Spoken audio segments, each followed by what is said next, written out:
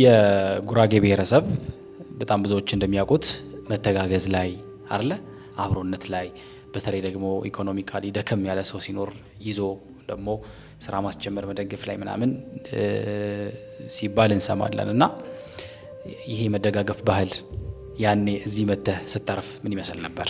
በአይኔ ያየሁትን ነው። በእርግጥ በዛ ሰዓት ከፍ ያለ ገንዘብ የለም።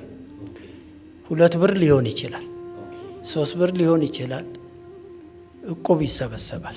አንድ ሰው ከገጠር ሲመጣ በእንግድነት ይገባል። እዛ ያደረበት ቤት ውስጥ በግሩፕ ይሆኑና ይኖራሉ። እዛ ነዋሪዎቹ አቶ ገሌ ወይም እንትና ከገጠር መጥቷልና ስራ የለውም ምን እናርገው?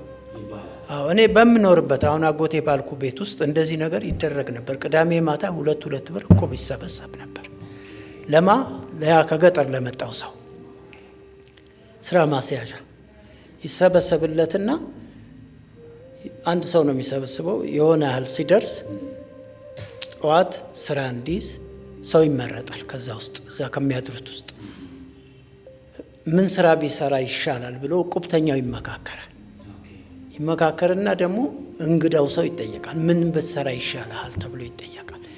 እንዲህ አይነት ነገር ብሰራ ጥሩ ነው፣ ስሜት ያለው እሱ ላይ ነው ካለ በቃ አንድ ሰው ይመረጥና ይሰጠዋል።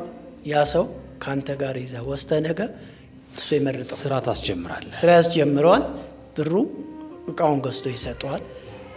ከተማውም መንገዱም እስኪለምድ ድረስ ከዛ ሰው ጋር ነው አብሮ የሚንቀሳቀስ። ያም ሰው የራሱን ስራ እየሰራ ነው። አንድ ሰው ይሰጠዋል ማለት ነው። አንድ ሰው ይመደብለታል። ያንን እቁብ እየሰራ በሳምንት ቅዳሜ ማታ እሱም ይጥላል። ጥሎ ሲጨርስ የሰጡትን ገንዘብ ይመልሳል። እንዴ ሰርቶ ነው በቁም መልክ ነው የሚመልሰው። እቁብተኛ ነው፣ በቃ አባል ነው፣ የቁብ አባል። ግን ለራሱ ነው የሚጥለው፣ ለራሱ ነው የሚጥለው። የወሰደውን ብር ያው እቁቡ ሲያልቅ ይጨርሳል ማለት ነው። እሱ በዚህ መልክ ስራ ታስይዘዋል። ስለዚህ አንተ አጎትህ ጋር ምን ያህል ጊዜ ቆየ?